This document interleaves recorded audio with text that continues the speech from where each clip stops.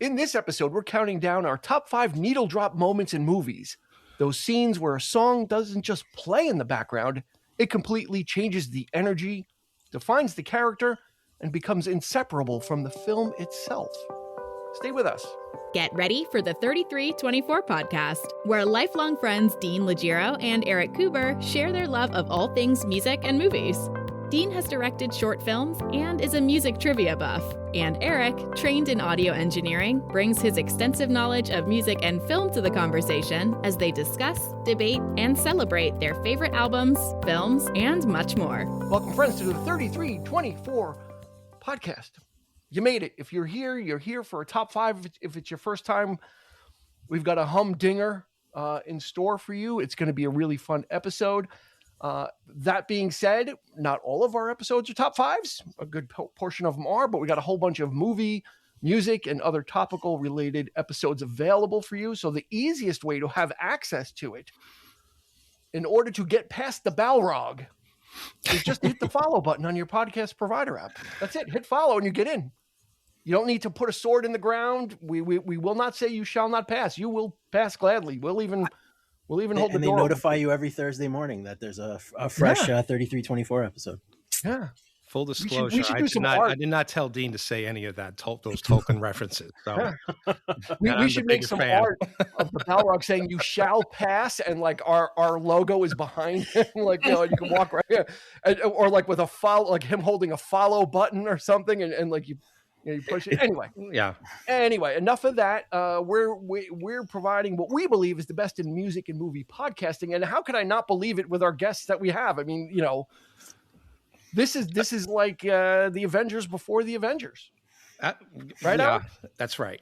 I always like having who represents who. But, I am the Black Widow, obviously. There you go. well, the good thing about the original like Marvel Avengers is that almost every superhero in the Marvel comic universe was an Avenger at some point. So you really have a wide, you got a wide berth. All right, so they started letting anybody in. Yeah. Well, let's get to our guests. I mean, we chose these people for a reason, and I think the reason being is that they're such fans of pop culture, music, movies, galore. So I've known the two people on the top tier there for a very long time. We always enjoy having Andy Cremines on, our very first guest, and his beautiful wife Courtney. My sister-in-law, the twin. But she, I specifically picked her to be on this one because I know she's a huge, huge fan of movie soundtracks and, watching movies and music being in movies, especially in this case with needle drops is big on her. Mm-hmm. When we first met, that was like, one of the things that I think we had in common. I was like, yeah, this is cool. So welcome here. Welcome to be here. Welcome guys for being here. I just love having you on. So thanks for having us. Yeah, it's always a pleasure. All right. And of course, Mr. Chris Clark is here again. This was actually his idea. This was on his list to do this topic. I've been needling Dean about this one for a while. I think we kind of circled around. I didn't even do that on purpose either. Yes, you did. Stop. I think Dean and I circled around it when we were doing live shows on YouTube. I think we might have done this topic before, or perhaps it was in the conversation. Yeah, probably something like music about movies, but no one ever watched the live show, so it doesn't count. No, it's like it's not even there. The least said about those, the better. But they were great. It's just we gave it a shot. Yeah, there you go. So, I think we may have. I don't think we did need. We probably talked about it, but right. This is a deep dive, and this is with bringing in people that are going to bring their point of view to it, which I love. So let's do this, since Chris kind of brought it to the forefront. Chris, what is a needle drop moment? What does that mean? Because a lot of people hear it and they may think they know what it means because it has to do with music, but it doesn't necessarily have to do with all the music in a movie. It's kind of like when I always think of it as like a pop song or a rock song kind of sets the stage or a scene in a movie. Like the music kicks in as the scene starts and kind of like adds another layer to what's happening in the scene, or like sets the vibe or the tone, or like, you know, is choreographed to what's happening in the scene. Like that's how I always think about a needle drop. And to me, the most memorable parts of most of my favorite movies have like a really killer needle drop in them. And those are the scenes I don't know if it's just because my mind is more musical. Those are the scenes in the movie I tend to always stick out in my mind the most and always kind of have the most meaning to me. And those are the ones I actually, before we even said we were going to do this episode, like those are the scenes, if I'm like in a YouTube wormhole,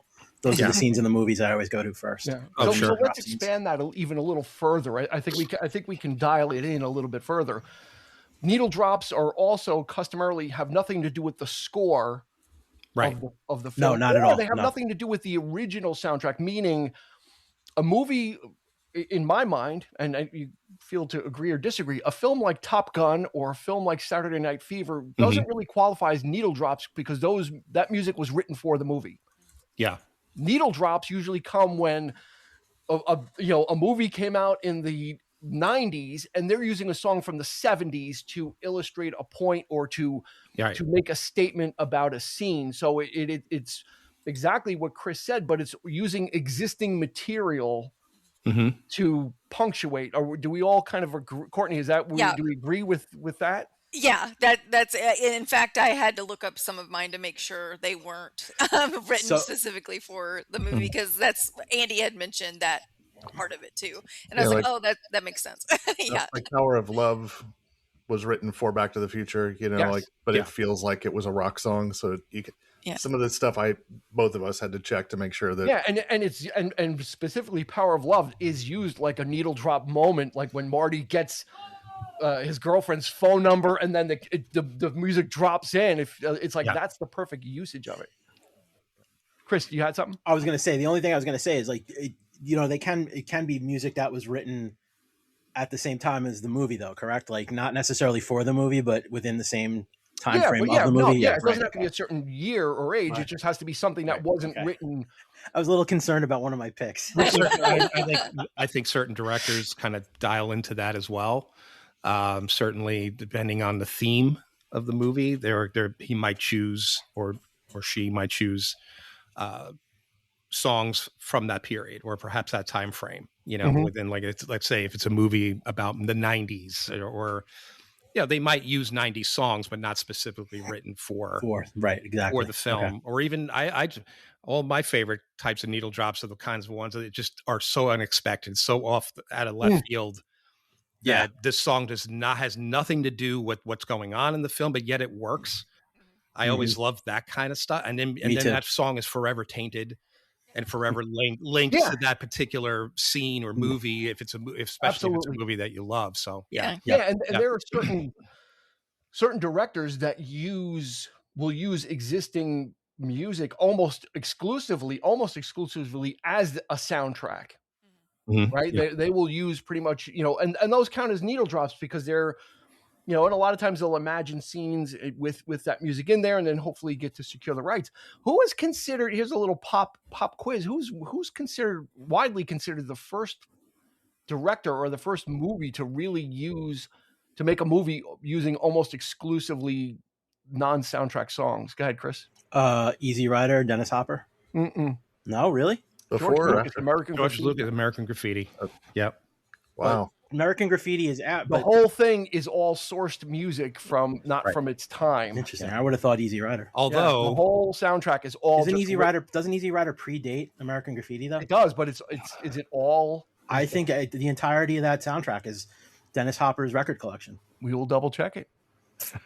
But for now, I'm going to dispute you on that point, man. You could also argue that American Graffiti came out the same year as Mean Streets, and that was Scorsese doing Goodfellas before Goodfellas, right there. And he uses a lot of rock and roll in that one, right? Yeah, Andy, in your estimation, we're going to start it after I ask you this question. In your estimation, what is the big 3 or big 4 directors that will show up on this list? I need you to gaze into your crystal ball. Without a doubt, Tarantino. Okay. Cameron Crowe, of course. Okay, that's 2. Probably Scorsese. 3. You got one more? I don't know. What you got for 4? Paul Thomas Anderson. Paul Thomas, PTA. Paul Thomas Anderson might be the other one. Mm-hmm. I've got a couple of wild cards as well that actually, on my list that are used them prolifically. But let's not wait any further. Let's get rolling into this. So we're going to do our top 5. If we got room, we'll run through a couple of extras, and then I guess we can make this into a playlist of needle drops. Sounds good to me. This would be an amazing playlist if the movies I'm thinking are going to pop up. So. Well, we'll see. Yeah, and I'll either do it on YouTube Music or Spotify, or maybe even both. This way, people can just kind of enjoy it either way. So we didn't flip a coin, but let's let the guy who started the whole thing going. Let Chris go first, and then I guess Eric, then Courtney, then Andy, then me. I guess that probably sounds good, right? Yeah, sure. Okay. So Chris, give us your first top 5 needle drop moments from movies. Probably one of the longest top 5 titles we've ever had, but that's okay. I'm not going to keep saying it. So I'm going to go back to the argument that I just tried to make with you 2 seconds ago. Easy Rider came out in, I believe it was 1969. If memory serves me. Are you doing your top 5, or are we back on Easy Rider? Doing my top 5, which is from that movie. So it came out in the late 60s. I believe it was 1969, if memory serves me correctly. And I always thought it was an important movie in terms of needle drops and just the use of music in film, because most of the songs in that movie, whether it was exclusive or not, came from Dennis Hopper's record collection, and he was the director. And he used Born to Be Wild in one of the opening scenes within the first 10 minutes of the movie, where he, Peter Fonda throws the watch onto the ground and they take off on the motorcycles, and Born to Be Wild kicks in, and it shows all those scenes of them riding their bikes across the country and stuff. And it's kind of a little passe now because it's become such a part of, the American lexicon. But like at the time, like that had to be like that just thinking within the context of the time, how important that scene was to movies and what directors would do with film, especially the new Hollywood in the 70s. I think that's really where you start to see the start of that, or is one of the films where you start to see the start of that. So so Born to Be Wild by Steppenwolf. Yep. Is that was kind of a statement for a generation, though. And perfect song. Yeah. And I kind of agonized over it because I actually like the needle drop previous to that one. There's like 2 needle drops within 5 minutes of that movie, and I like the other one better, but I feel like Born to Be Wild is more important. So I associate that movie with that song. Yeah, so exactly. Most people they're do. inseparable. Yeah, to me. Yeah. There's a few that we'll see. I wonder. This is just me wondering. No one has to answer, but I wonder if Marvel is going to show up. If any Marvel films are going to show up, I'm just because that's kind of a thing unto itself as well. That they've become known also for kind of doing that. So that's also a possibility. But anyway, all right, Courtney. All right. So my first one is Let Go, A Garden State. It was Frou Frou who did that. It was in the trailer, but it's also in a pivotal scene in the ending. And it's the lyrics are, there's beauty in the breakdown, and that's what the movie is about. And it just encapsulates everything that I loved about that movie. That song is, it's like you say, it's inseparable from the film, and I will rewatch that scene over and over and over again because of that song. So that's my first needle drop that I absolutely, it's dear to my heart. I was with you when we first Garden State, right? Yeah, the movie Garden State. Garden State. Yeah. And the song is Let Go by Frou Frou. Yeah, it's such a great flick. I was with you when we saw the trailer for that movie, and the trailer made me tear up with that song. So and then we saw the movie, and then it's a big emotional scene or whatever. So I lose it every time that movie comes up. Speaking of trailers and movies, isn't it the ultimate rug pull when you watch a trailer and they use a song and then it does not appear? Yes. Oh man, is that the ultimate bait and switch? Like, yes. It's like they didn't use that. Yeah. Mr. Blue Sky was in Eternal Sunshine trailer. That I remember that very well. But it wasn't in the movie. I don't think. Nowhere to be found. Nope. Bummer. Still got paid. All right, Eric, what do we got? Let's hear it. All right. My first are one of the directors we mentioned. I'm going to go with P.T. Anderson. I'm going to kick myself in the ass for not watching this movie sooner. I've heard so much about it, and I just watched it the other night. It was One Battle After Another, and it's such a phenomenal movie. American Girl, Tom Petty. The end credits so song good. totally encapsulates what this movie's about. Like Courtney was saying, it's a perfect choice for what this film is about, and just her. If you haven't seen the movie, I'm not going to spoil it, but it just the way the movie ends and then that song kicks in, I was just like, I was like all over it. So it's that's one of his best for sure. Like so good. I loved every minute of that movie. Yeah, I just loved it. So I mean that Tom Petty, of course, but I mean just perfect choice. And there's only I think there's only 2 songs. There's another great needle drop in the middle. And again, if you haven't seen it, I won't spoil it for you, but someone might have it. Well, yeah. Okay. All right, so we got to start keeping score. So PTA, that's his first appearance of what could be maybe more. All right, Andy, I'm going to go a little bit more dramatic than One Battle After Another, and I'm going to go with Pee-wee's Big Adventure, Tequila by the Champs. That's a great one. That song, well done, sir. Tequila is like, that song is Pee Wee Herman. Like that movie he is inseparable from that song.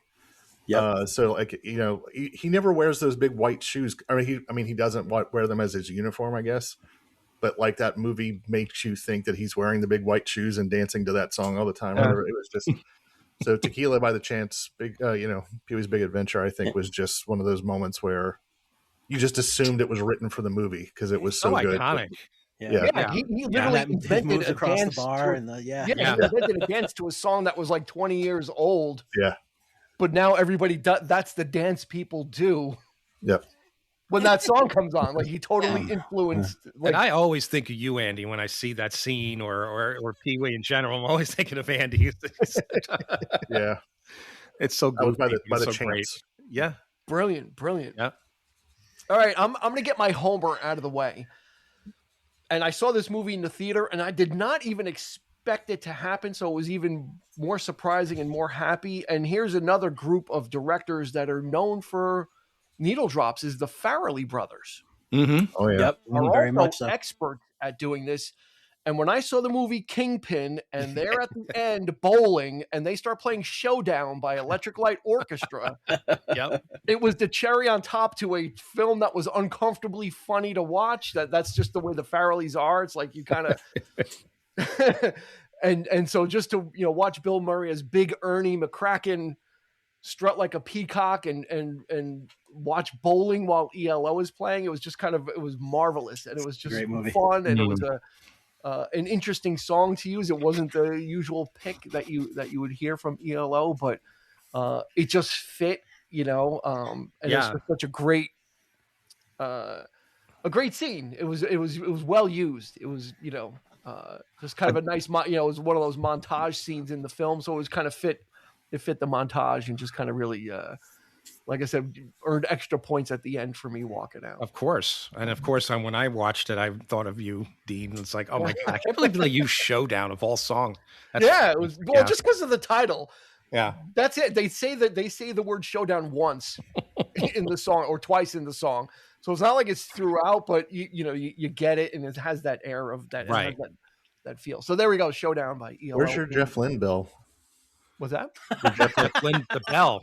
Yeah, there we go. It's been a while. It's getting a little rusty. It's kind of like the Liberty Bell. Might have a crack in it. All right, let's roll down. Number 2, Christopher Clark. What do you got for number 2? So this is the first time we see a director appear for the second time, and that is Paul Thomas Anderson. Wow. One of my favorite, definitely my top 5 movies of all time is Boogie Nights. Mm-hmm. And one of the most famous needle drop scenes that Paul Thomas Anderson ever did was Sister Christian, when Mark Wahlberg and his crew go into the drug den, and the guy's listening to music, and Cosmo, who's Chinese, is throwing the firecrackers, and it's just this contrast of this really big power ballady song from the 80s, and Yeah. these guys who are like trying to like do something like underhanded and wrong to this, do this guy dirty in their deal, and like this guy's throwing firecrackers, and he's the other guy, and the guy they're talking to is playing air drums to Sister Christian, and it's one of the things that adds to the tension of the scene, even though there's like, but it's like completely the opposite, like vibe wise, of what is actually happening. It just the contrast of the song and the scene is just so iconic, and I like it. Yeah. I'm glad you picked that, because I was wanting to pick it. I was hoping somebody would pick it. Yeah. It was on my list, so I'm swapping it out. Yeah. But there's plenty to pick from. Yeah, it's one of those movies, that whole movie is just a ball of tension. It's so good. Every scene, and because he lets the camera linger, he's not afraid to kind of let that drag and let you be dragged along with it. Mm-hmm. They're listening to this song, and the guy's like, he's like, wait a minute, and he's talking about mixtapes, and the firecrackers are going off, and you just see every few seconds they're all just like jumping, like doing that. It's so good, man. Alfred Molina in that scene is fantastic. Rahad. Oh man. That's Cosmo. Come on, man! Just sit down and stay. Come on, man! And then the tape, and he's talking about how important mixtapes are, and the tape cuts off. Awesome, great pick. That's 2 for PTA already. Yep. All right, there we go. Moving on, Courtney. What you got for number 4? Sorry, I said number 2 before. Number 4. Yeah. I'm sure I might be stealing this from some of you guys, but Almost Famous, Tiny Dancer. Oh, beautiful. Elton John. Classic. That scene, it just, it's everything. It's everything. Yeah. So I just, those two, like, I'll rewatch those scenes, like the Garden State and the Almost Famous. I will just put on that scene, watch it, and I'm good for a little while. Yeah. There you go. I love it so much. And that movie is like filled with amazing needle drops. Like 100%. that's the best one, but there's so many awesome ones in that movie throughout that flick. Yeah, because Cameron Crowe, like we were saying, Yeah. Yeah, he makes people listen. He writes the script while he's listening to a song, and then he makes the actors listen to the song before the scene is filmed. Mm-hmm. So they know the vibe he had when he wrote it, which is pretty cool. He did that mostly in Vanilla Sky, from what I understand. He would just put headphones on Tom Cruise, and he's like, "This is what." This is, Richard Linklater's another director that does something very similar. Yeah. Yeah, he had made mixtapes for everybody in the movie Dazed and Confused. Oh, this nice. This is what your character would be listening to. Kind of. Yeah, and I think when Cameron Crowe writes for it, I think it's important for the actors, to understand that, right? And by listening to it, probably says more than he could explain about how it feels. Is right. Get listening to the music and get a feel for it, and then help center your character and put the character in the right perspective. And I think what's cool about that scene is like we all kind of like have felt that vibe where we're all like pissed off at our friends and like sitting there and like angry. Mm-hmm. Like something like makes you not want to be angry with them anymore, and like that song like it just has that effect in that scene. It's just really powerful. Yeah. Cool. All right, Eric. All right. This is thanks to I used to watch the Criterion like videos, like the closet videos and such, but I also used to watch something called Three Reasons, and they would give you 3 reasons why to pick that particular movie. Mm-hmm. And watching that made me want to get this film. I bought it very early on, and it was Frances Ha by Noah Baumbach, and it was Greta Gerwig running through the streets of Chinatown to Modern Love by David Bowie. And it's such a breathtaking scene. It's in black and white. He's supposed to be channeling the new, the French wave, kind of that vibe, very indie, very mumblecore. But that scene to me is just because she's a frustrated dancer in the movie. She's trying to, find herself. But it's a glorious scene of her just like jumping and spinning and, to Modern Love and the energy of it. I just love that. And it doesn't last long, and I wish it were longer, but it's just those few seconds. That's a great scene. So I love that. Nice. Yep. Frances Ha. Yeah. Modern Love, Bowie. Mm-hmm. I love it. This is gonna be a playlist. Yeah, it really is. Say that. This is gonna be a playlist. It's rad, really rad for so the far. ages. Andy, what do you? No pressure. What are you adding to the playlist of the ages? No pressure. I was with Eric in the theater when this happened. Oh, I've said before that Dawn of the Dead 71 is in my top 5 favorite movies of all time. So I was very skeptical of the Dawn of the Dead remake. And Zack Snyder is the biggest hack in the entire world. So I was really worried. But Dawn of the Dead 2009, 8, 4, something like that. Somewhere around there, yeah. Whenever the remake came, the songs or the movie starts with a scene that is super shocking, and then When the Man Comes Around by Johnny Cash starts, and it's just overlaid with violence and blood and like fallen humanity, and like just it's like the opening sequence with the opening credits. After you've seen this really shocking scene, it goes into that song, and the whole song's about the end of the world when the man comes around or whatever. And it's just so perfectly laid out. It's like primo. So I remember that. I recommend the remake. I very, very rarely do that, but that it's just for that scene is just so chef's kiss. So When the Man Comes Around, Johnny Cash.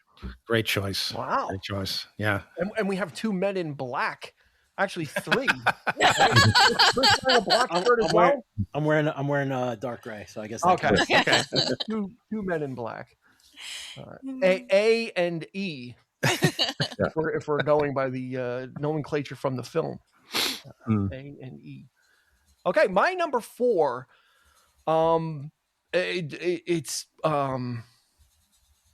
the culmination to a movie experience, and the song is "The Change Is Gonna Come" by Sam Cooke from Malcolm X. Oh, very cool. At the very end, when they're all going towards the theater. Yeah. At the end, and you kind of know it's foreshadowing. We know what's going to happen, and it just shows the different. Malcolm is just driving in the car. The assassins are driving in a car. Malcolm's wife is going to the theater, and we just hear, Sam Cooke just kind of giving it his all. And it's a perfect marriage of image and sound, because it just kind of brings the whole movie experience that you had up until that point. Like it's bringing it to an end, and you can't help but get to the end of it. Like it's taking you there, and you almost feel hopeful because of the song. Yeah. But what's coming. And it's just, so it's so bittersweet and just so well placed and used and powerful.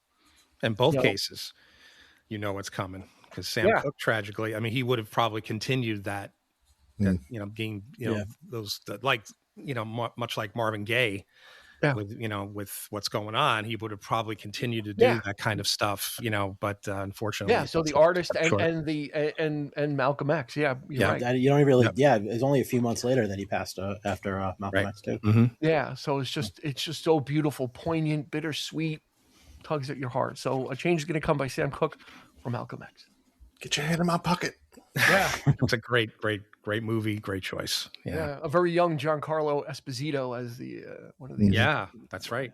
When he's talking to his Malcolm's daughter, he's like, "Oh, sweetie," and then she walks away, and his face totally turns, like sinister. It's like, he was in Maximum Overdrive. Yes, he was. Yeah, he was stealing the coins out of the video game machine. Yeah, that's he's playing video games in Maximum Overdrive. He's like the new Kevin Bacon. Yeah. Like this. True. That's true. 7 degrees of Giancarlo Esposito. Yeah. So. It blew my mind when I realized that was him. Like, I was like, oh my God, I've been watching this movie since I was 10. I think he was in jail with Ghostbusters too, or something, or Dragnet or something. There's a scene where the main characters are in jail and he's sitting next to them. There, He was like Samuel L. Jackson. He would just like pop up in movies. Working actor, paid his dues, but now reaping the benefits. All right, number 3. We're in the midpoint. We're at the midpoint of our top 5. Christopher Clark, what's it going to be? I don't know if any of my choices I feel like is going to be like really dark and weird after you doing Change Is Going to Come with Malcolm X. But so this one is from I can't believe nobody's picked this yet. Silence of the Lambs, directed by Jonathan Demme. Yeah. Goodbye Horses by Q Lazarus, where you see Buffalo Bill getting dolled up to the song, and the girl trying to get the dog to take the keys and all that stuff, and it's not so much what's happening in the scene that makes it dark or scary. It's letting you into the head of what this villain is about and who he is and all that kind of stuff. It just that I think that's really what kind of brings that like twisted dark sense to that scene. And that song, which I mean, it fits just like the whole vibe of the song and that bass line and just his moves in that scene. It all really it's a really nice juxtaposition of the two things. Yeah, you're right. That was tough to follow, Malcolm X. But you know what? For some reason, my top 5 is like super dark. So I don't know what that says about me. So anything that I said was gonna all of mine are fluff. So his needle drops are sinister. Yeah, most of them are, and I don't know if I guess that's just the kind of movies I like to watch. But yeah, so that's fine. That's fine. No, isn't American Girl also in Silence of the Lambs when the girl gets kidnapped? She's listening to American Girl as well, she's right? Singing along to it, yeah, and then she gets dragged into the van. So rubs the lotion on the skin. I can't believe nobody else. I was waiting for somebody else to grab that before I said it too. No, I think you were okay. I think you you had that to yourself. I can safely say. I was in a different headspace, so yeah. And I had like 3 people tell me I usually send out like when I do a top 5 any ideas, and like 2 or 3 people said you got to use that. See, I wasn't the only one. It's great. Yeah. All right, time to reassess that friends list as well. Yeah, I guess maybe I do. So. All right, Courtney, lighten it up. What do you got? All right, Notting Hill. When you say nothing at all, it's a scene where they're walking home from a dinner party, and they break into it starts while they're talking, and it kind of fades out, like you hear the beginning, and then they jump the fence to a secret garden where only the residents are supposed to be in there, and they read an inscription on the bench, and I can't remember the exact names, but it was like for Betty, from her husband who loved this bench, and from her husband who loved to sit next to her on it, and like it was just a really sweet scene. And then that song like crescendos, and it just is like just again, it's another. I will rewatch that scene by itself once a year if I don't watch the whole movie, because we saw that together, I think, with Kelly. Yeah. And it had one of the greatest crane shots. Yes. In that scene too, where it just lifts up, and they're both sitting on the bench, and it's it's probably one of my favorite rom-coms ever. Yeah. I could watch that movie, all the time. Yeah. For sure. Yep. I actually had on as a backup, I had Ain't No Sunshine.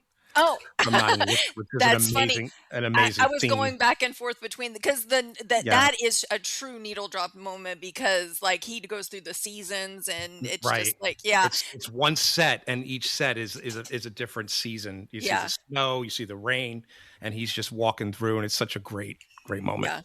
Yeah. Courtney, what was the song and the art? Did you have the artist also? It was redone. The version most people know was Alison Krauss, but it's Ronan Keating, because it's a man who sings it, and that's so it's When You Say Nothing at All, and it's Ronan Keating. Cool. All right, Notting Hill. All right, Eric.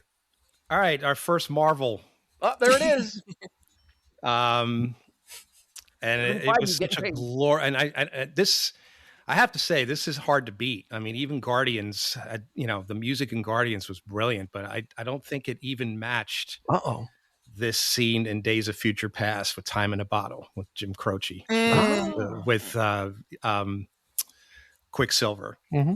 Oh man, that was a phenomenal scene. You know, and it just it came out of left field. I was I'm a huge fan of Jim Croce, and when that came on, I was just like, oh my God, this is so so awesome. Yeah. And he's fixing everything as it's in slow-mo. And he's like, and then it just, when the scene plays out, it's just boom, everything just, it was such a brilliant moment. Yeah, like and making the guy punch the other guy, like putting the fist in his face. So like when everything comes through, like everything just kind of reactivates. And this is not MCU. This is X-Men. This is so when you said Marvel, I was not expecting you to say that. Yeah. I was thinking like AC/DC and Iron Man. I was thinking. I'm like rolling through. That's the thing. It's such a quiet song, but it's such a perfect choice. Yeah, I loved it. Wow. Evan Peters as Quicksilver. I wish they'd bring. when he showed up in WandaVision, I was like, wow, are they actually doing this? Kind of thing. Ralph Boner. Yeah, the crossover thing, and I'm like, but I was kind of a little disappointed that it wasn't. They did a little fan service because they had him dress up during the Halloween episode with the Quicksilver outfit on, right? But it turns out he's an actor, Ralph Boner. Yeah, that's his character's name. That's why I keep saying it. Yeah, and he's got the headshot when they go to his apartment, and it has like headshots are there. Yep. All right. Why do I remember so much about WandaVision? I only watched it once. Right. Okay. Anyway, the memories are strong. Andy, what you got for number 3, sir? This is I'm trying to choose between. I've got a couple here, but I'm going to go with The Matrix. Wake Up by Rage Against the Machine. Yes. Good one. Like the very last scene, he's talking to the machines directly on the phone, and it's the quiet part of the song, doom, doom, doom, doom, whatever. And then he hangs up the phone, and then it does the "come on," boom, boom. It kicks in, goes really loud or whatever, and then it just says the Wachowskis, on the screen or whatever. But it's just it's one of those songs where, one of those movies where you're having a great time. There is a complete ending. Things are about, or you know how to feel exactly. And then the song kicks on, and then the credits start rolling, and everybody in the theater stands up and is walking out smiling, because like the music, and some people are kind of rocking back and forth, whatever. It's just one of those things where it was like, it fit the tone perfect. The lyrics, wake up. I mean, it's just perfect for The Matrix. So, it's not my favorite Rage Against the Machine song, but like it fits so perfectly. Yeah, it really does. The way it crashes into the almost to the extent that if you don't know the song, you would think it was part of the soundtrack.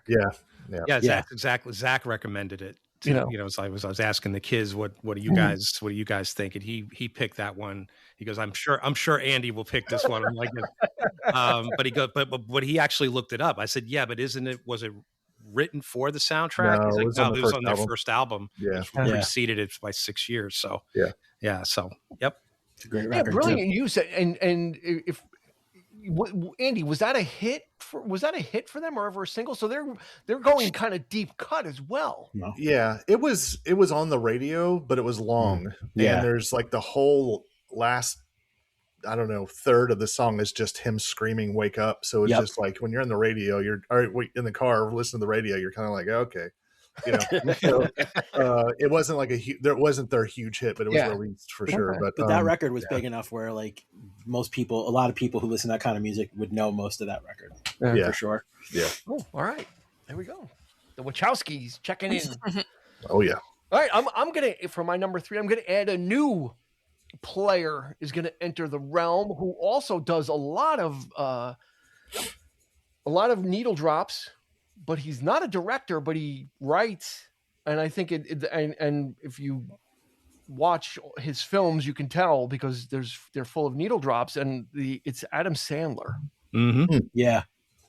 He's another brilliant person who can connect, and one of the classic ones, and Eric is probably the only one that's going to be able to connect this, is in Billy Madison.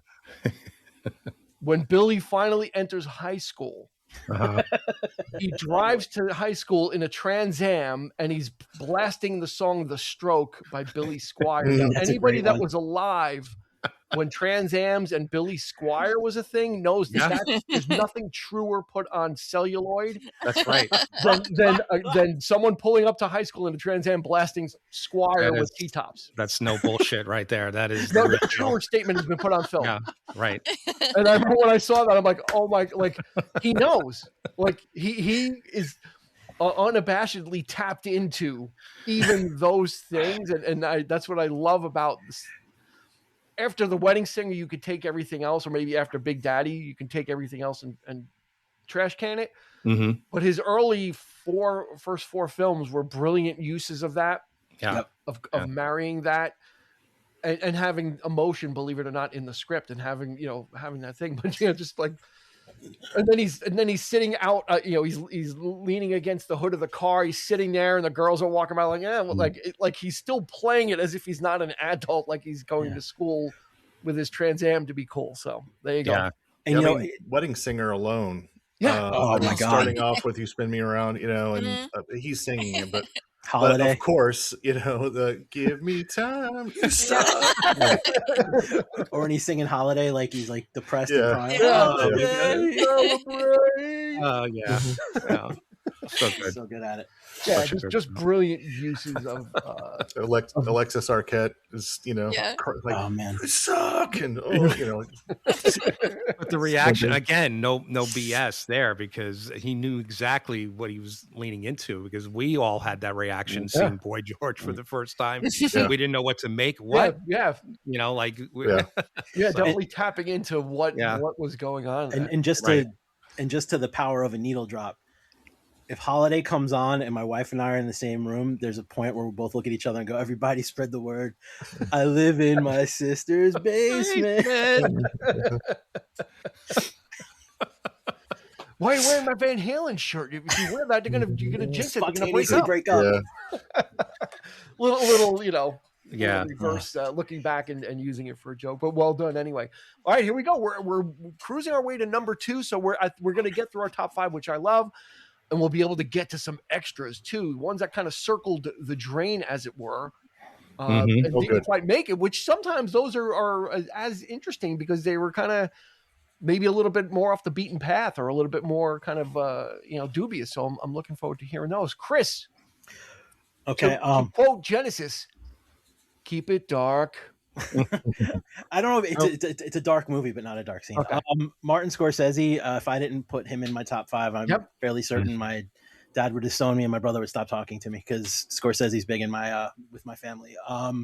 Goodfellas might be one of my favorite movies of all time, and the scene where they use "Then He Kissed Me" by the Crystals, and it's that one camera shot that goes from the track outside of the Copacabana all the way down into the club and through the whole thing. And brilliant. It's just kind of a cool scene, because it shows you how he's seduced by the life, but then how she's being seduced into his life as well, because he's got, all these people paying him lip service and, sucking up to him, and he's got all this money that he's throwing around. And it really kind of shows you how that mafia life can be, you can very easily be drawn into it because of all the things that it gives you, and not seeing the dark side. And that's, Scorsese's a master of using songs from the time period in those scenes in such a way where, even if it's not a song that the character would have listened to, it's a song they absolutely would have heard, because it was such an iconic song within that time period. So it's just it's a perfect song for an amazing scene. It's so funny. I have the same song on my list, but it's from Adventures in Babysitting.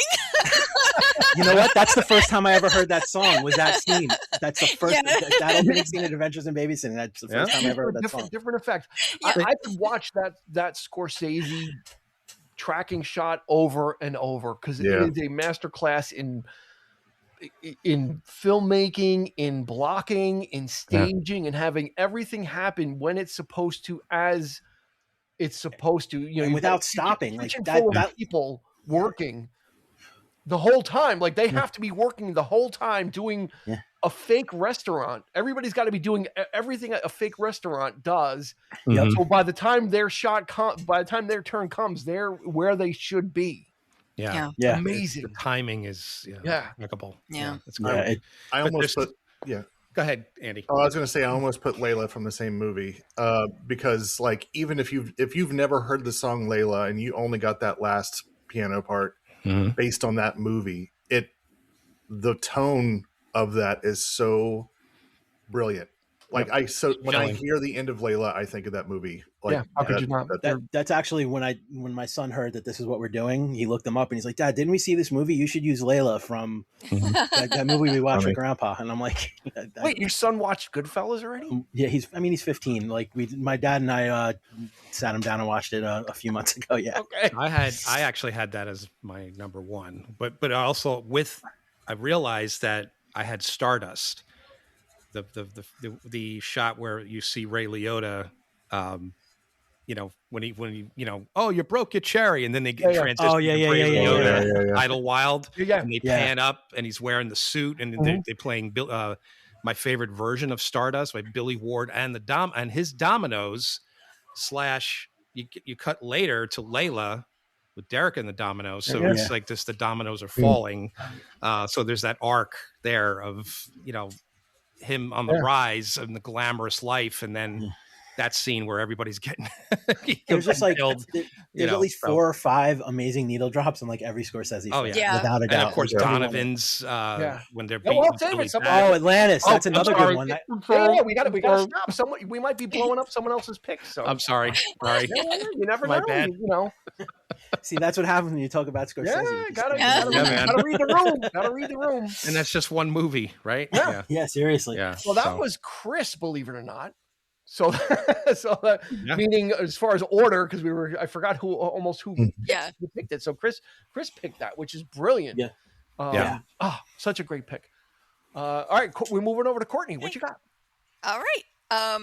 Hey Baby from Dirty Dancing, when that's the scene where they're practicing, like that they were out in the water, you know, they're on the log, they're, you know, doing the lift for the first time in the water. It just that scene, that was when it started. Like, I think that there's a genuine laugh from Jennifer Grey when they're on the log. I mean, her if it wasn't real, it was so well done. It just made the whole scene seem legit and made it seem like, you know, we know where they're going from here. And I love that movie. I love that particular song, because there were some songs that were written for the movie, but that one particularly. And I guess Bruce, is it pronounced Channel? Yep, Bruce Channel. Yeah, Bruce Channel. You are correct. Yep, I loved it. Yeah, that, you know, how could you not have something from Dirty Dancing, except for at the time of my life, and She's Like the Wind, and well, it's those vintage songs that make it period. You know, they give it the period it needs, because it's what, 68, 69 or something like that. Yeah, something like that. You're not going to get it from the outfits, because they're dressed like 1986. I was just thinking the same thing. Yeah. That's one of those movies where, like, usually I give my wife crap because she hasn't seen some movie I think that everybody should see. That's one of the ones I've never actually seen. Oh, really? No. I've never seen Dirty Dancing. You know what? We should do an episode just so you can watch it, because it is a good film. Like, I mean, I know about all those, like, you know, resorts up there, because my grandparents used to go to the Concord and stuff all the time. Yeah, no, it's got a charm to it. Yeah. It's got some dark underbelly tones. Yeah, it's got Jerry Orbach. I mean, you have yeah. Well, now that I have a 17-year-old daughter, I can kind of sympathize with the Jerry Orbach character. Yeah. It's not a tragedy. When I'm wrong, I say I'm wrong. But, you know, for Courtney and Kelly, it's all about Dirty Dancing, and so, but I'm a big fan of Footloose. There you go. That's a great great story, great music. You know, whole, you know, two movies that are very similar in their style. You know, absolutely, in their approach. Yeah. All right, Eric, since you're there, take it away. All right, I'm gonna go there. I'm gonna pick the same movie Courtney picked, but my favorite moment from Almost Famous is My Cherie Amour. I've always said it. Oh, it's my preferred needle drop from that film. It is the moment where William realizes how much he's in love with Penny. Just the way she's getting her stomach pumped in that scene. And they focus that her feet are writhing and she's, you know, retching, but he's just looking at her. The way he's looking at her was just so brilliant. And again, another brilliant choice of a song to, you know, that starry-eyed kind of thing. And then cuts to them, you know, being real to one another. She's revealing everything to him, and that, you know, when she's telling him all about herself and even her name. And it's such a great lead up to that scene, you know. So again, you know, bridging those two scenes together and linking them together with that song, I think that's my favorite moment in the movie. Thanks. Yeah, it was a good one. I like it. Cool. All right, Andy. I am going to. There's the entire soundtrack is needle drops, and it's all wonderful. But I'm going to go "You Never Can Tell" by Chuck Berry from Pulp Fiction. Yay! That's an amazing one. The twist contest, and it's Miserlou is the Pulp Fiction song that everybody knows, but as far as character development and like this is the pivotal scene where they actually don't win the twist contest and steal the trophy. If you listen to, apparently when Bruce Butch is walking to get into his apartment. He passes a window that has like a newscast about somebody stealing a trophy at Jackrabbit Slims or something like that. So it makes the scene even better. Yeah. So like you see him like the next scene when they go back to the house and he like she throws him the keys and he's trying to unlock the door or whatever. And he's holding the trophy. Like it just makes it that much. I funnier. never knew that. That is brilliant. Yeah. That's I only so learned cool. that recently, and Pulp Fiction's like my favorite movie. I Yeah. only really recently learned that. That's great. But there's the scene where they're like, John Travolta is like looking at it, like they're dancing and he's looking at her like he's just like trying to figure it out. Yeah. And that just the whole scene is great. I love it so much. So Yeah. never can tell. A great song too. Yeah, a great, because that whole diner scene is with all the throwback. Yeah. Steve Buscemi as Buddy Holly, waits later, Buddy Holly's not much of a waiter. We say that all the time. Courtney and I quote that like Our probably daughter's once a sick of month. it. Yeah, I don't think Buddy Holly is much of a waiter. And what I think is cool is they do a twist contest, but it's not like they didn't do the twist. Like he picked like something a little bit more hip and cool for that scene, which is awesome. Yeah, which And, like, predated the twist as well. Yeah. Remember when Yeah. a $5 shake was like shocking? Yeah. You know what? It's funny because recently we went to a couple of years ago. We went to Shake Shack. My daughter had a surgery and she wanted a milkshake, and it was $5. And I was like, "Do they put bourbon in that?" And my wife's like, "What are you talking about?" It's better. Oh my god! All right, I think that's the first appearance of QT. Is that correct? Yeah. Yes, it is. Wow, I'm surprised we had to go this deep. Will it be the last? Is the question. Ba-ba-bum. Good thing. Well, it's certainly not going to be my next one. For my number 2, I picked a movie that is so deranged with a song that has no reason to be associated with it. And that's Hip to Be Square by Huey Lewis in American Psycho. Oh my Nice. god! I like that. Yeah, Why? It is the People don't listen to the lyrics, but I think they should. Yeah. Song's It so is catchy. I just watched that scene again. It is the crazy. Christian Bale is on another level. Yeah. He's acting in a different movie at that point in that scene than what is going on. And it's just amazing. It just when he's doing the dancing like that, he's putting on. he's chewing up whatever is left of the script and spitting it out to such great effect. It needed that ridiculousness to pull off a scene that deranged and just kind of crazy. And then like with the innocuous Huey Lewis and the News as being the example of like, music excellence, which is nothing against Huey Lewis and the News, of course, but it's just amazing. It's just an amazing scene. If you just watch that scene only, It's so nuts. and you don't know anything else about the film, you'd be like, "What is this?" It's a fever dream. Is that a The movie's a raincoat? fever dream. Anyway, Yes, it is. And The only plus- thing that The scene ends with him killing Jared Leto. So how could it get any better? Hey, you didn't like him as Skeletor? Nobody I went there. didn't see him as Skeletor. That's the Okay. best thing. The best thing you can say about him at this point in his career is, I didn't know it was him. he was really good. he was Skeletor. Yeah. Oh yeah, he's wow. Skeletor. In the new one. And- Yeah. And he what's did a that? great God. job. In the new one. He did a great job. I'm just saying, like, he's at that point in his career where the best thing you can say about Jared Leto is like, it wasn't that bad. In this movie, he wasn't that bad. Yeah. Or I didn't know He's it was weaseled him. his way into every movie that I like somehow. Yeah. So it's just like, stop Yeah. it. Worst Joker ever. Yeah. Yeah. Well, there's a lot of worst Morbius ever too. It's Morbin time. Yeah. Guess we'll never see another Morbius now because of that. Anywho, okay, that was All it. right. That was Hip to Be Square, Huey Lewis and the News. All right. I don't have a drum roll. I should have a drum roll, but I don't have one. We'll do the needle scratch again. Since it's an episode for number 1. Courtney, is this, I like to ask this question, is this your number 1 or is it just not No. random? It's randomly ordered. It's randomly ordered, but this one got stuck in my head. So I'll let Chris go first, and then I will. Oh, try unleash- Chris goes for That's Yeah. right. Yeah, Sorry. Chris should All have good. spoke up. What? No, man, Your hand should have been going, man. I'm a gentleman. Ladies first. Always. You gotta wave me off sometimes. All right. I'm like is. the fighter in Top Gun trying to land and he can't. Oh god, I hated that game. I'm gonna You got to wave me off sometimes. All right. All right. Anyway, Quentin Tarantino, this is his second appearance. Pulp Fiction might be my favorite movie of all time. It usually is in the top 2 when I do a list like that. But almost as good is Once Upon a Time in Hollywood. Mm-hmm. And the final scene of that movie, he uses the Vanilla Fudge version of Keep Me Hanging On.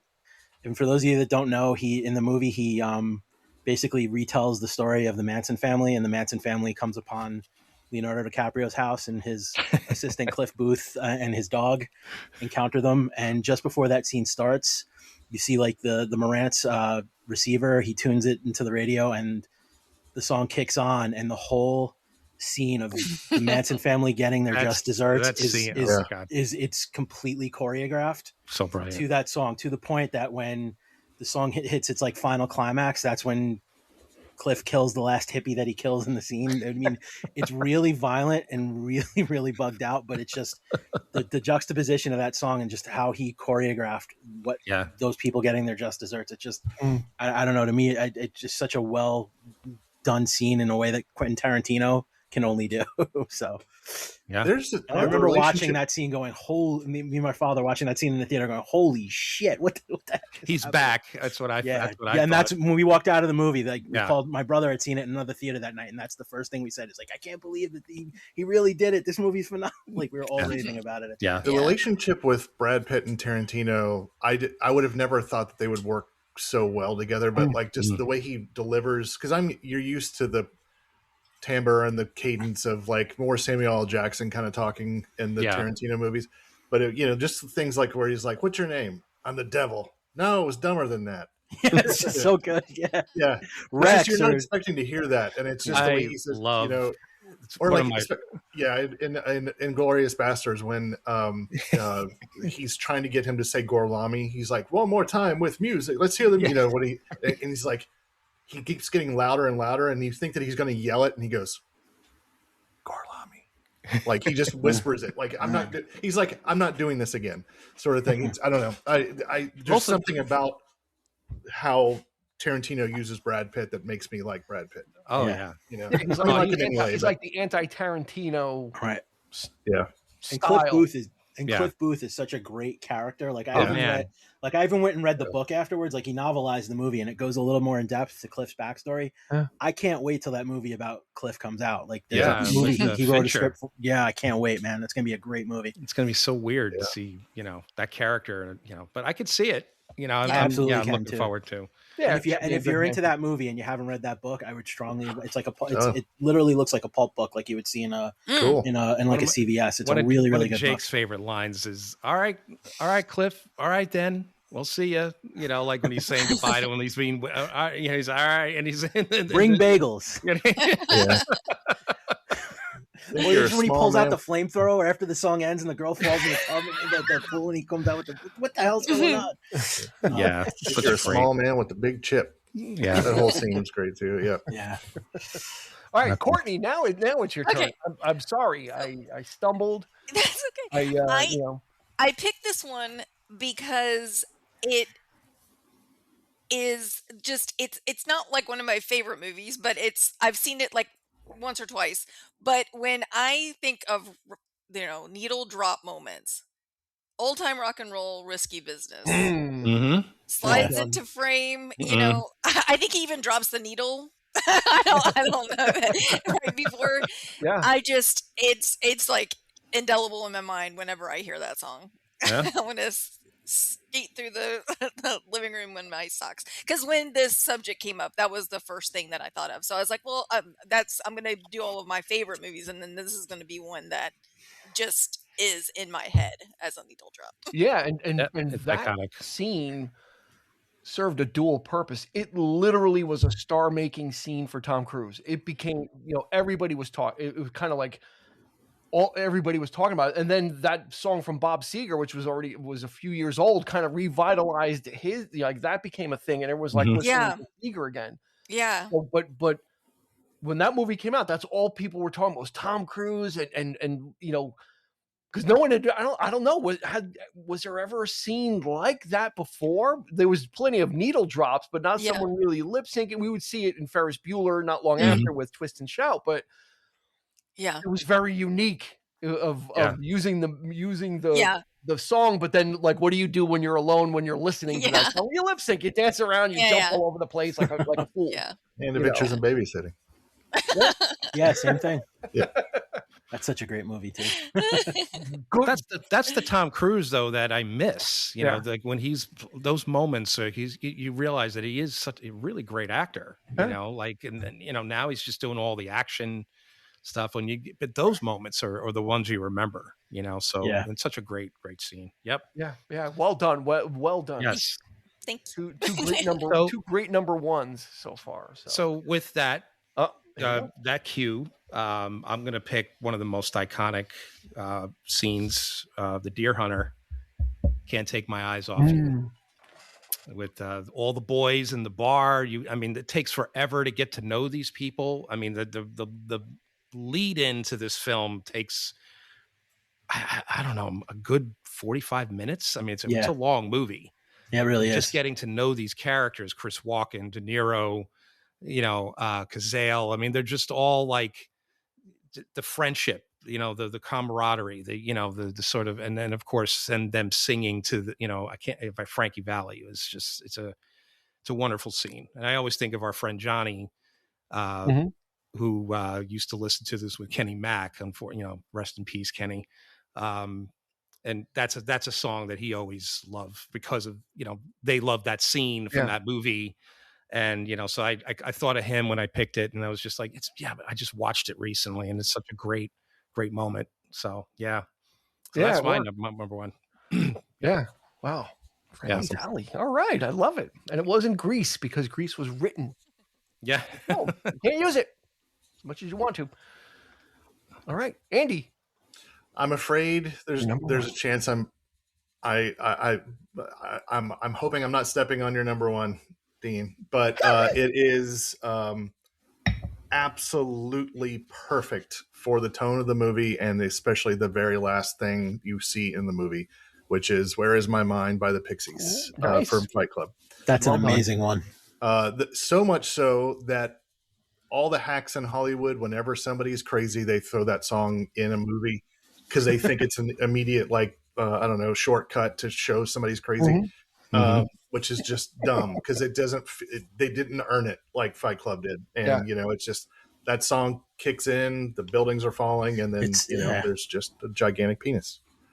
It's so perfectly choreographed. You didn't step on it. At the end, and it's almost like a visual and auditory assault. Yeah. Because that song is cranked up at the end. It's like, woo. Yeah. They really kind of drums. Like they layer it in. So you're watching these explosions and these people holding hands, and then you're hearing this song, and you're like, what just happened in the past 2 hours? Yeah. And you're right. People now like, oh yeah, we can use that, because they'll associate it with that movie, and we'll get the same kind of, hopefully trigger the same reaction, right? And you're absolutely right. It's like, no, you gotta find one. That's the thing, is you can't reuse it for the same type of thing. You can reuse it. We've had, in a different way, find a different meaning for it. But once it's been done, it's like, It's like Scorsese using "Give Me Shelter" over and over again. But he uses it the same way each time. So he does. Same type. It's always a manic scene. It's always like a lot of quick cuts. It's usually later in the movie when the drug related 70s. The Departed he uses as the opening to introduce Nicholson's character. All right. So my number one is not any of those. My number one is probably the most obvious of all of these, of everything that everybody's done. Mine is the most obvious because it is the most, in my mind, associated, and it's stuck in the middle with you, from Reservoir Dogs. Yeah. There's no way that this song is not inexorably tied to that scene. And when it happened so early, meaning, early in really Tarantino's career, Reservoir Dogs wasn't even a blip yet, but he was still that whole soundtrack for Reservoir Dogs is chock full of drops. So if you watch Reservoir Dogs, you kind of know what you're going to be in for with this man's career. Yeah. I'm deformed. it's just it's I love the song anyway growing up, so it was just beautiful. But Michael Madsen just took it and transformed it into something that is unforgettable. And the beauty of that movie is all that violence is implied. You never actually see what he does to the cop. The thing, moves away, but sometimes your imagination is much worse than seeing something, and then his famous last words, how about a little fire, Scarecrow? And then it's a great choice.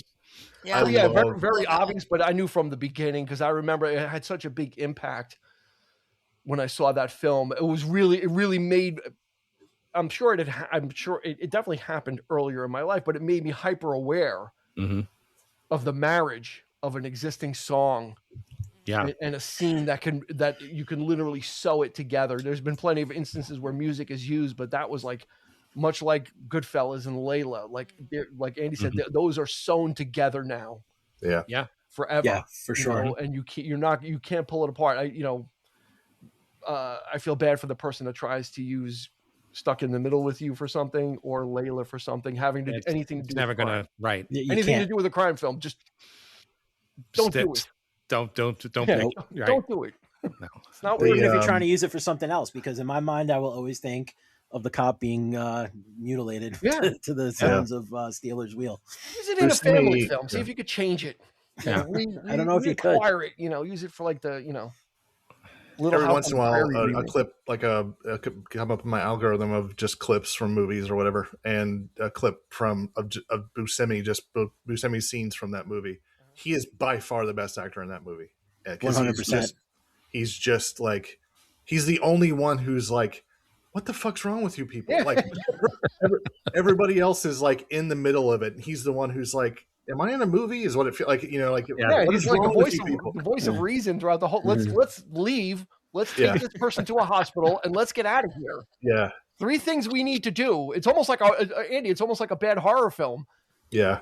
Where the people don't know, they know what we know what they're supposed to do, and there's one person actually saying it, and it never gets done. Yeah, it's don't tell me your name. I don't want to know your name. Yeah, he's almost the same character in Desperado. He's also the voice of reason in that too, right? Yeah.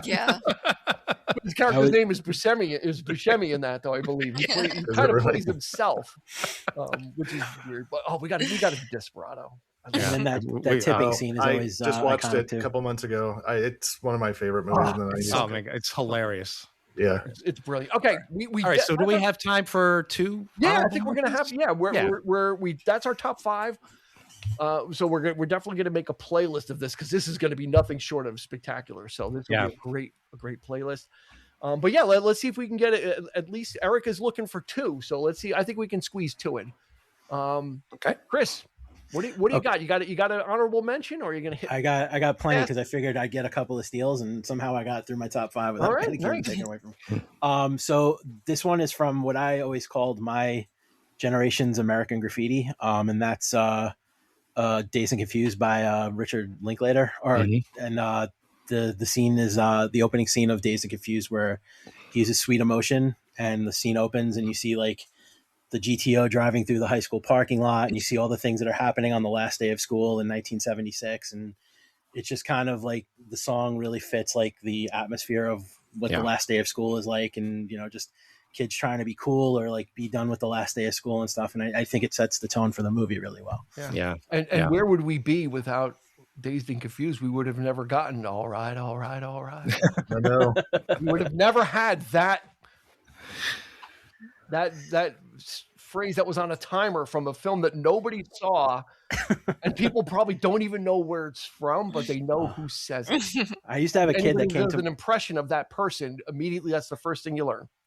I had a kid that used to come to school wearing a T-shirt of him in the Matthew McConaughey in the movie with his arms outstretched, and it just said "Livin" in block letters. Such a great film. It is. I love that movie. And that is one of those films that feels genuine. Also, it feels like. Yeah. I remember that kind of stuff. I never went to those parties in the woods, but they happened, and people were going to them. And I know. And I got the sense of for me, my parents graduated from high school in 1975. So whenever I watch it, I'm like, is this what it was like for my parents when they were? Yeah, it was.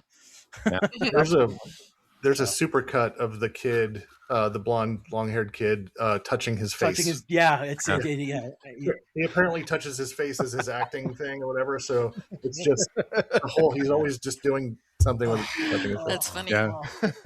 Apparently, he couldn't play Brilliant baseball film. either. So, like the scene where he was pitching, they had to like cut away from him because he really had no idea. Oh, what he was doing. Wiley Wiggins, he's awkward. He's an awkward teen. Yeah, Now he's an awkward adult.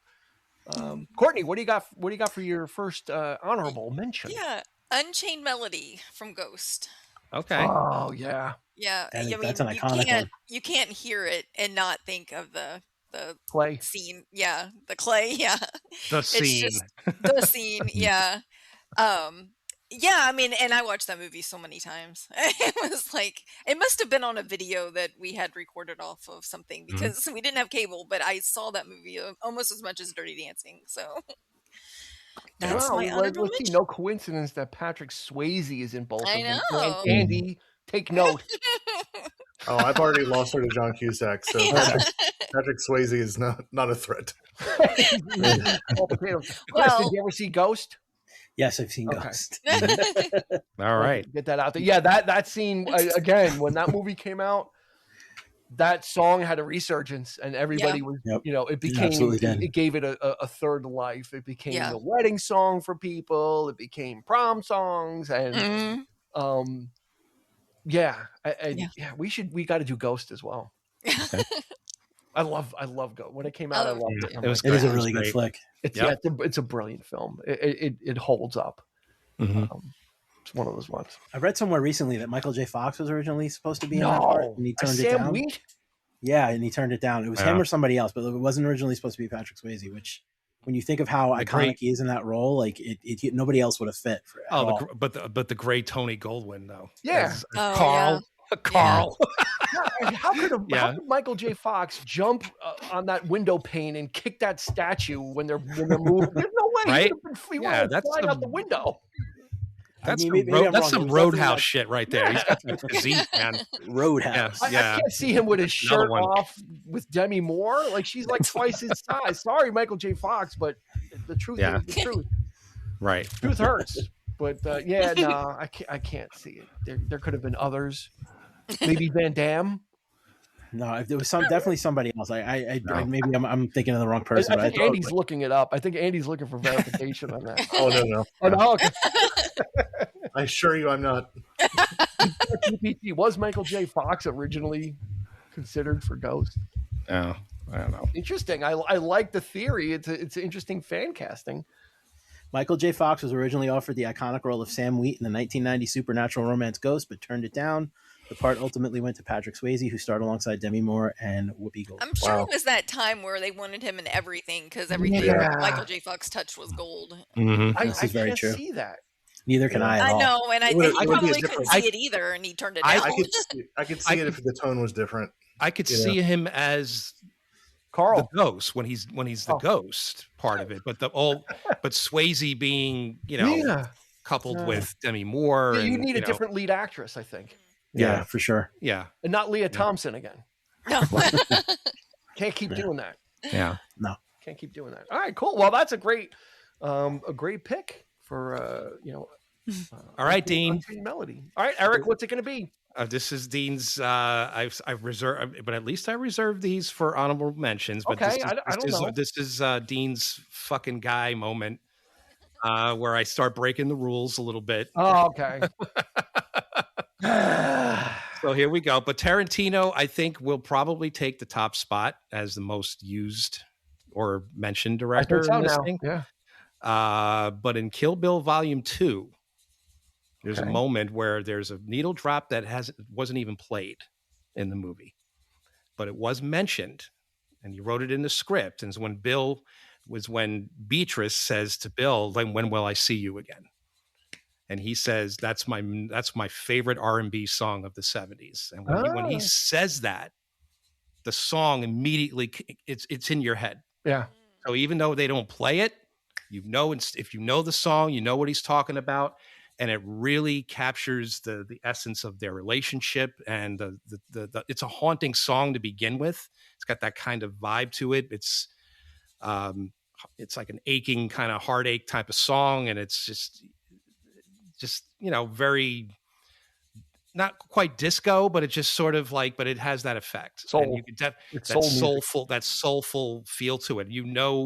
Given their relationship, and Bill is such a fan of pop culture and all these, but in this case, I think he really means it, and I really think that there is that connection there, and I think the mere mention of a song, also can be just as just as important. Sure. And who is the artist that sings "When Will I See You Again"?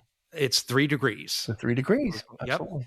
And he articulates that by the 3 degrees, and he's it's an awesome song. Yeah, I love it. It's one of my great favorite songs of the 70s. Yep. I think I picked it. It was one of my picks for our top R&B. Yeah. Yeah. See, episode, going back to the well for that one. Yeah. So by Sharia Moore also has made a couple of appearances via Eric. Yeah. Mm-hmm. Wow. Yeah. Gay Billy super songs of the 70s. Andy. I am going with Mad World from Donnie Darko. Yeah. The scene was haunting to begin with, and I had never heard the song before I saw the movie. And it makes me hate the Tears for Fears version because it's such a good cover. Because it sounds like, it's like if I were to put a sound to depression, it's that song. Mm-hmm. It's perfectly done. And I got to put in this too, that like people, Donnie Darko is very polarizing, the movie itself, whether you understood it or like it or don't like it or whatever. There is a director's cut of the movie on DVD where the director is being interviewed during the movie by Kevin Smith. And he's explaining the scenes, like, well, what we were doing with this or whatever, and you're seeing some scenes that were deleted. But he explained the whole universe of what he was trying to do, and it made me fucking love the movie so much.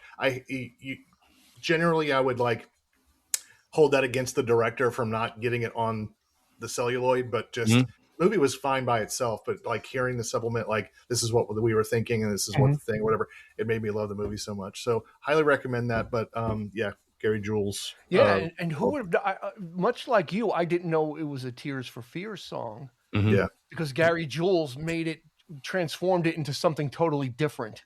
Yep. And to his credit, unfortunately, he didn't really get to parlay it as much. And then it was all when the Xbox 360 game Gears of War came out, they used it also in the trailer. Yep. For it as well. So it became that thing. Yeah. You want to evoke mood, brood, fear, all those kind of emotions. It does it immediately. And he did it brilliant. He took and then I heard the Tears for Fears. I'm like, oh, it's kind of up tempo. It's kind of like Mad World. It's like kind of like almost like a high school version of it. They're trying to do a dance number to it by the Beau Brummels. There you go. Alrighty. My first honorable mention is another guy.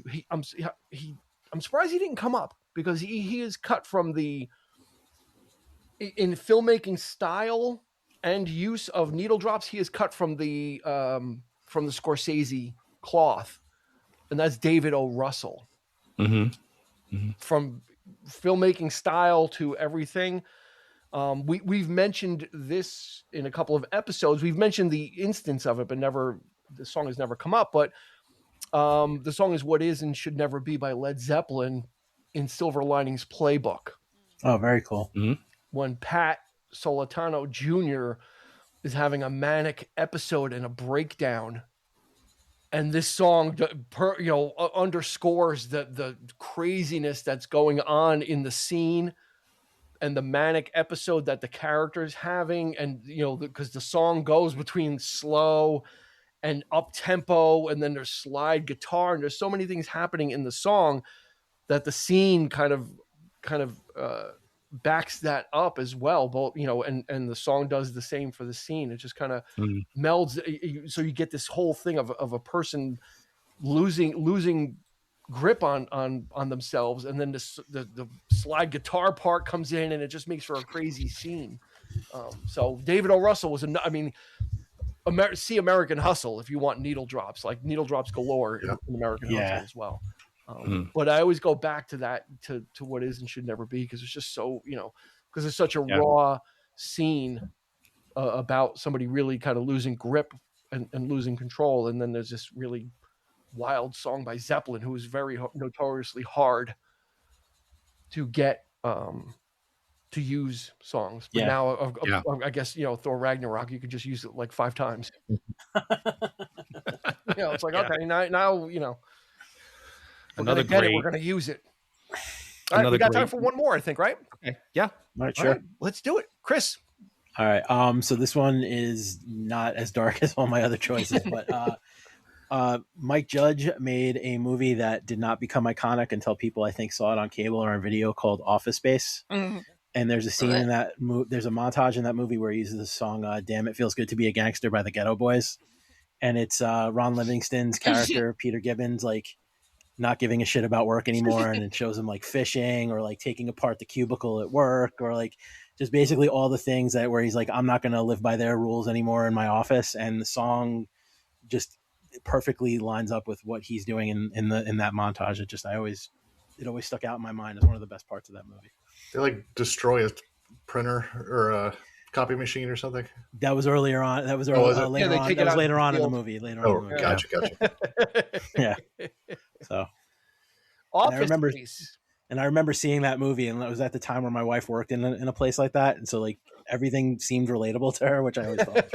Yeah. It hit a little too close to home. It definitely did, especially she was an accounts payable person. Ghetto Boys, what was the name of the song? Damn It Feels Good to Be a Gangster. Damn It Feels Good to Be a Gangster. All right. That was that'll be your final honorable mention as we start to close out our final round. Courtney, what are you going to close out with? What do you got? Pulp Fiction, Girl, You'll Be a Woman Soon. There you go. That scene is perfection. I didn't put it in my top 5 because I had it on my list, but I was like, I know that's going to be, jumbled with Pulp Fiction, but it just, that one song, that one scene, Urge Overkill, just did it.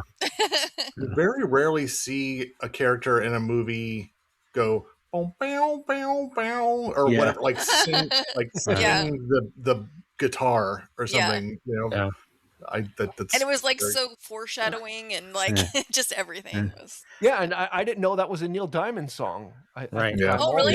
Originally? It's originally a Neil Diamond song, and I didn't know. It was like another one of those things that got pulled forward.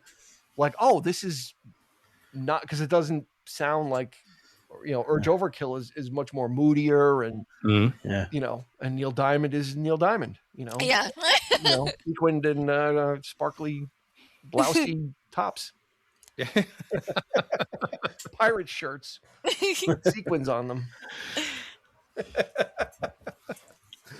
No, that's a great, and it's cool, and Tarantino likes showing people playing music. Mm-hmm. Yes. Putting on a record or playing a cassette. And this one, she's putting on the reel to reel. Yeah. Right. And turning it up. Like, he likes to not only use the music, but connect people that they're playing, that it's not just happening that we're hearing it, but that they're playing it and actively. Same thing with Stuck in the Middle with You. Mr. Blonde tunes the radio in, so he's hearing it. We're not just hearing it as a background; he's hearing it and reacting to it. Yeah, and that happens a lot in Tarantino films. Yeah, that whole Hollywood, all the driving in Hollywood is just that, and that takes you back. And that's one of the best scenes in the movies. AM radio is driving in in taking rides. Jackie Brown. Family. The Delphonics of Harold Melvin and the Blue Note, right? And she gives it Delphonics, Max Cherry or Delphonic, and gives it to Max Cherry. So it's a lot of that. I like that he not only uses the music, but uses it as the people are hearing it and listening to it as well, and experiencing it as we are. And it's not just soundtrack, which he does for other things, but he also makes sure he does that to it too. So Eric, genetically.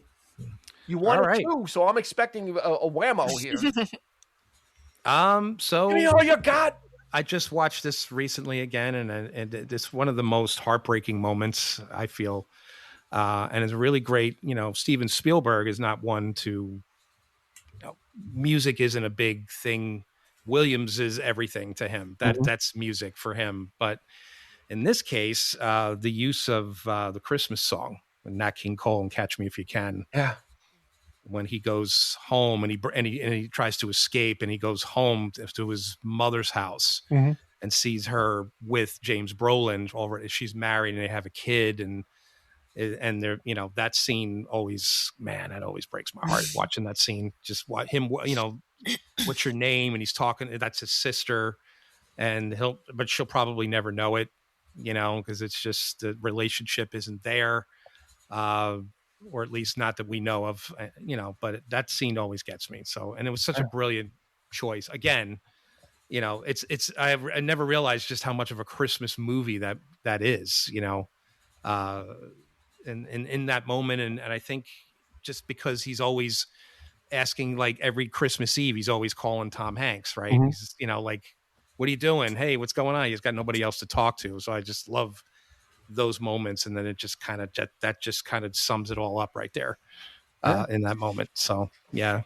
Where you going, Frank? Yeah, where you going tonight, Frank? Going tonight, Frank? Yeah.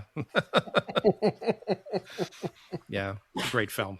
Yeah, awesome. Really good movie. Well done. We got a Christmas song on the list too. Yeah. Nice. Nine Inch Nails and Nat King Cole. Yeah. Right? What's that? What? Right? Nine Inch Nails? Nine Inch Nails. What was in the Matrix? Who was it? Rage Against the Machine. Rage Against the Machine. Sorry. Okay. And Nat King Cole. Yeah. Yeah. The pendulum swings far and wide. Yeah. On this show. Andy, what do you got, sir? I've got one more, but after that, I've got two of I did the exact opposite, the dumbest, stupidest needle drops in history. Give it to us all at once, then. Lay the whole thing out for us. Okay, my last one of favorite is "Lust for Life" by Iggy Pop from Trainspotting. Great one. I'm glad you said it, because I was going to and I didn't. Yeah, when he's running, choose life, choose a whatever, a microwave oven. It's just so, like, that was in the trailer. It's in the beginning, in the movie and everything else. And that every time I hear that song, I think of Ewan McGregor running down the street from the cops and getting hit by the car and stuff like that. So, Lust for Life. Now, two dumbest needle drops in history. The first one is a movie that is supposed to be set in 2258. The Star Trek movie from J.J. Abrams. Yep, I knew it. Sabotage by Beastie Boys. Yep. Oh, God, song, really? We're tired of the song now. Imagine 230 years from now, some kid throwing that song on while they're stealing a motorcycle. So that's one. And then the second one is, like I said, my bookending my choices here. Zack Snyder is the biggest fucking hack in Hollywood. Made the movie Army of the Dead about zombies and ended the movie with the song "Zombie" by the Cranberries. Well, it wasn't even the Cranberries. It was a remake of the Cranberries. Like, you don't get any hackier than, like, what song could I put in here to? How about "Zombie"? Because nothing says more about a zombie horror movie than a movie about the Irish resistance against the British at the turn of the 20th century. Yeah. It just has the word "zombie" in it because he sucks that bad. I remember when I saw the Star Trek and they're playing it, and a kid is he's stealing whatever, the car or the motorcycle, and I'm like, that's a choice. Like you said, like how did the Beastie Boys, God bless them, I'm glad they survived all the technology advances, hyperspace travel, all that stuff, to be listened to in a car. Well, I don't know what it was supposed to represent. Like, if it was supposed to represent something, it didn't land. Yeah, it wasn't like a gigantic Beastie Boys fan, so it's not Beastie Boys' fault. Yeah, I don't certainly know. Not. But it's just like, I guess if we throw in a song in a movie from 1847 or something like that, I don't know. Andy, didn't they use it in the third Star Trek? They played Sabotage when they had to use the music to get all the like things to cut, like it was attracted by sound, and then they played Sabotage. Played it again in Beyond. Yeah. They did it again. they shoehorned it into the third movie, but yeah, there was no ground laid like, oh, this kid is weird. He listens to old music. That's like us listening to like pre-Mozart, like not even like, you know, like whatever. Right. That's even worse. Exactly. But you know, not to give short shrift though to Andy's actual good choice, Lust for Life. Danny Boyle uses so many awesome needle drops in that movie. There's so many. Perfect Day, I think, is up there too. The way he uses Perfect Day during the OD scene is awesome too. I wanted to get some Guy Ritchie in there too, but I ran out. Yeah, there's so many that we left. I have one left in the chamber, and it's one that always stuck with me from when I first saw the film, and the song is "Tracks of My Tears" by Smokey Robinson from Platoon. Mm-hmm. And it really was an impactful use of it, because up until that point, you know, we see Charlie Sheen's character is just kind of out, you know, he's new, he's on the outside, he's not accepted, he's not learning anything. But then once he gets shot and comes back, he's now welcomed in, and you know, into the brotherhood. Like you've like getting wounded kind of and surviving means you know, you're tough enough to take it, not like the guy that got killed in the very beginning, you know. So it was a really great use of that. And then it's counterbalanced with like Kevin Dillon's character in his thing, like playing Okie from Muskogee, like, you know, look at those guys over there smoking pot, and look what they're doing, you know, and he's playing Okie from Muskogee, which is, you know, we don't smoke marijuana, you know, literally counterbalancing what they're doing. But it's such a great use of the song. And then it became, you know, and then every Vietnam era film, Forrest Gump onward, it became de facto is you got to use, you know, Fortunate Son, or you got to use something like that. You know, you got to kind of put it in there. But that was them. Tracks of My Tears was a song. It wasn't making a statement. It was them having a good time and being able to actually forget about the war a little bit. You know, get high. You know, there's a very small windows of time where they could just kind of be brothers and have some camaraderie. Before they had to get back to like the horror that was waiting outside. So that's it. All right. Platoon. All right, that does it for this episode. These are wow. So that's like five each. So that's 25, and then another 2 each is another 10, right? So that's 35 songs. Yep. Holy smoke! That's like a triple album if we put it on vinyl. We can get it on vinyl. You can leave Zombie out. You know what we'll do? Here, how about this? Since you gave us 2 songs that are horrible, that'll be like a bonus 45. So we'll make a triple album of the vinyl, and then you'll get a 45 of Andy's worst. Sounds good. We'll pack that in the sleeve, in between the gatefold. Nice. Okay. Sounds good. And to not we'll even do use that a real on blue version of that vinyl song. because you're so sad about it, Andy. Yeah. It's only right we do it on blue vinyl. Oh man, that's awesome. But all the other runs will be splatter red. All right, guys, thank you so much. This was awesome. This was a lot of fun. Christopher Clark, thank you for pushing and prodding me. Always a pleasure to get it done. And I'm glad that we had Courtney Cremines with us. Thanks for having me. To bring the fire and bring some of those great memories. Oh, God, your picks were just off the chart, like just really great. I really loved them. And, of course, Andy Cremines as well. Thank you, sir. Well done.